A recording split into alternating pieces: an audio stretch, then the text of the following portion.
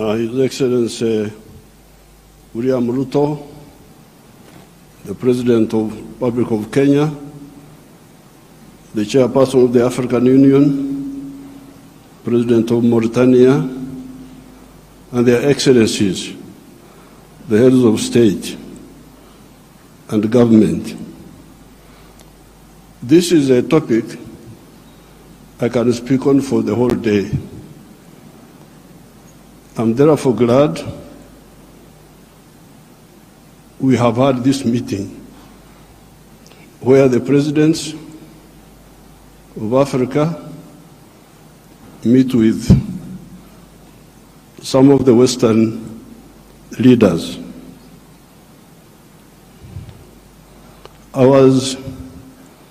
The crisis which is in Africa today is because of philosophical, ideological, strategic, economic mistakes, which we have been talking about since the 1960s. This is not an accident. When you see the crisis in many of the African countries, the collapse of states, we predicted this in the 1960s. Philosophical, ideological, strategic mistakes. I don't have time to amplify each one. But I was very happy to hear the President of the World Bank talking about prosperity instead of profiteering. These were his own words. That's what I picked. This has been the problem. Aid has been for profiteering. This has been the problem. Now, the World Bank people and other groups have been talking of sustainable development. Even in your documents, I have seen those words there. Sustainable development. I am now going to be 80 years old. I have never seen sustainable pregnancy.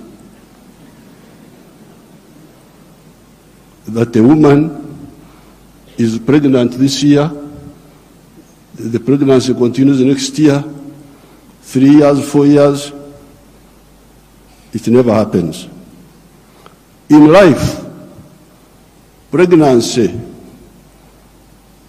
develops sustainably within the womb of the woman. Quantitatively, the baby is growing bigger and bigger. But at some stage, quantitative growth must be transformed into qualitative change. The pregnancy must become a baby. If the pregnancy remains pregnancy, the fetus will die. So therefore, I would even ask you to change those words in your documents. Africa does not need sustainable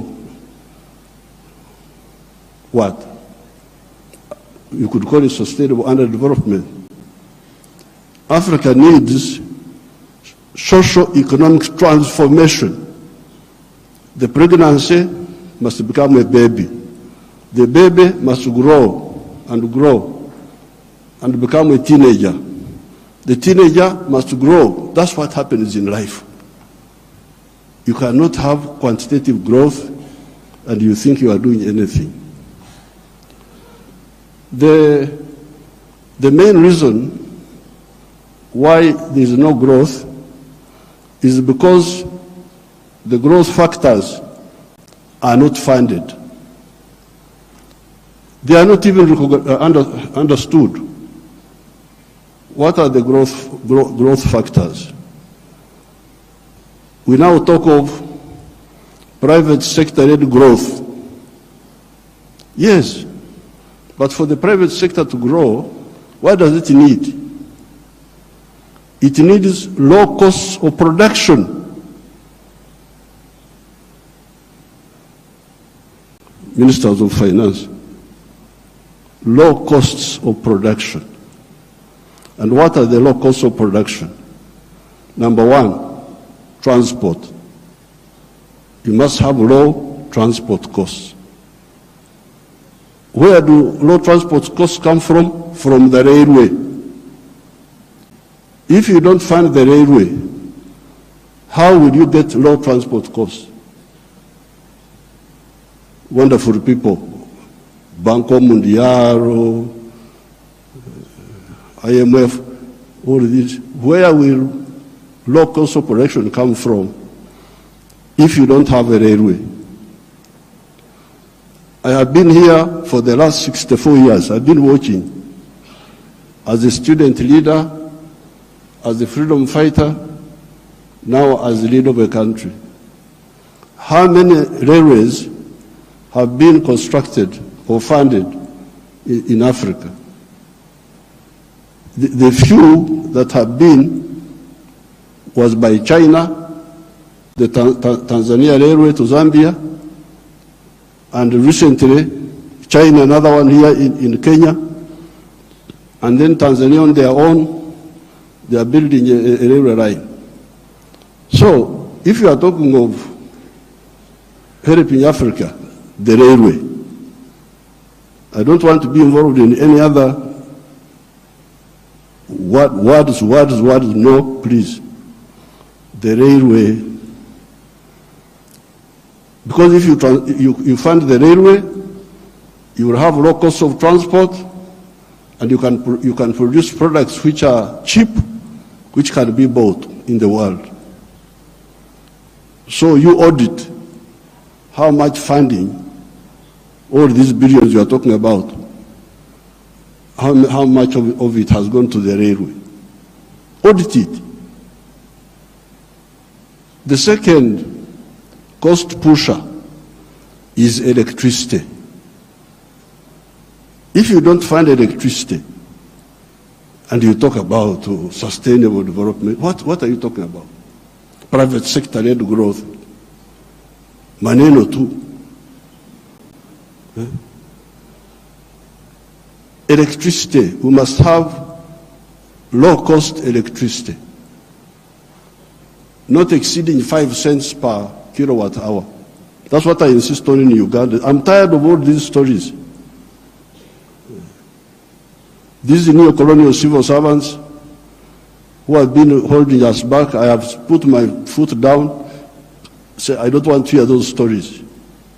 And Uganda is developing, and it will develop, because I don't entertain that nonsense anymore. Borrowing for what? Capacity building. Imagine. Seminars, they call you in a hotel, you eat chapati, you eat mandazi. They say that is capacity building. Capacity building should be on the ground, not just seminars. So, the second point, Excellency, is electricity. The third one, those people who talk about private sector-led growth, private sector-led growth. I have been trying to borrow money for our UDB, Uganda Development Bank, a bank which funds manufacturers. No, I don't get support for that. Instead, they want me to go, my people to go to commercial banks. But commercial banks cannot give, no, those commercial banks are to encourage imports. Because the only person who can borrow money and pay it back from a commercial bank is a trader who goes to China, goes to where, Dubai, brings products, sells them quickly, and pays back. So, if you are serious, I need to hear about the low-cost funding for manufacturing. Not for stories, not for what, no, manufacturing.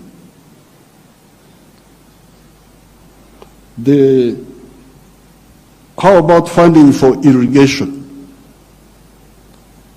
Because if you want to stabilize agriculture, a country like Uganda is very rich, we have got everything. But still sometimes we get some erraticness in the rain. So in order to stabilize, I've been trying to look for a loan for irrigation. I can't easily get it. Very difficult to get. A loan for seminars, very quick. The civil servants, what?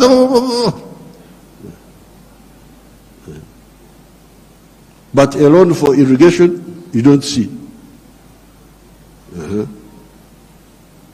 Now, finally, the loan for, I don't know the situation in other African countries, and I don't have time to talk for a long, I don't have opportunity to talk for long. But Uganda is a very rich country. But one of the problems we are having was that our people were outside the money economy. They were in what they call subsistence sector. They just produce for eating, produce for eating, produce for eating. Wanashughulikia tumbo tu. So I was looking for money. Please give me money to give coffee seedlings to these fellows who are just producing for the stomach, so that they can produce for the stomach, but also produce for the pocket, so that they join the money economy. You cannot imagine that by 2013, a few years ago, 68% of the homesteads in Uganda were still in the subsistence sector, in the non-money economy. You audit your countries. What is the situation? What is the percentage of the people? So I had now to use my own money, because I couldn't borrow money from anybody.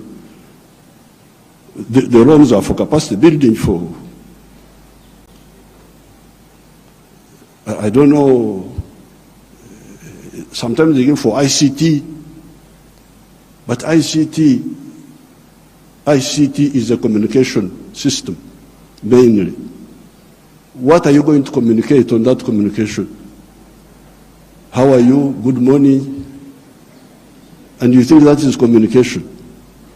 Why don't you have ICT linked with agriculture, linked with industry? Oh, now the digital. Are you eating computers? Have I seen anybody eating computers? Just running up and down. Maneno tu. So I was insisting that all these Ugandans must be in the money economy. 2013, not long ago, 68% of Ugandans were outside the money economy, because Uganda is a very rich country. A fool can survive there. In other countries, fools die. But in Uganda, fools can thrive there. They just eat. He stays with his brothers. He eats. He goes from there to the sister. He eats. He's not earning anything, but he's eating. So we said, no, everybody must be involved in the money economy. We couldn't get any support for that. But we funded it ourselves. Each year, we spend about $300 million of our own to make these villagers join the money economy by producing for the stomach, but also for the pocket. And from 2013, I was now told that for the first time, 61% of the people are in the money economy of the homesteads. It is only 39% that are still out. You imagine those who are still there, just eating, no money. So therefore, this meeting is, then you get your neo-colonial civil servants. They talk of import support. Imagine there is money for import support. Import support. The governor writes to me, reports, we have got import cover for so many months. But I don't want to import, I want to export. Why don't you tell me about import substitution and export promotion? Instead you are telling me of import support. So money is available for him to become more dependent. So I'm very glad to hear what now finally, the cash which we told our people about in the 1960s, we told them, part of the wars we fought in Uganda were to get rid of the neo-colonial groups which were there, which were stopping us from thinking. We had to get rid of them by force. But one of the problems was Africa producing raw materials, matière primaire, they call it in Français, matière primaire. Raw materials. Imagine coffee. The global value of coffee is $460 billion. All the coffee producing countries of the world, Brazil, us, all these, we only get 25 billion of that. Out of the 460 billion, the coffee producing countries get 25 billion. And Africa gets only 2.5 billion. 900 million of that comes to Uganda because Uganda produces a lot of coffee. A country like Germany, which has no coffee, earns $65 billion from coffee. So, this I sell a kilo of coffee, good grade coffee, $2.5. Somebody in London will get $241 from that 1 kilo. Okay, there are other costs on the way. I don't want to, because he's the owner of a restaurant and so on. But coffee roasting, coffee grinding, coffee packing must happen here in Africa. It must happen at source. The shirt I'm putting on is Ugandan cotton. I don't put on foreign clothes.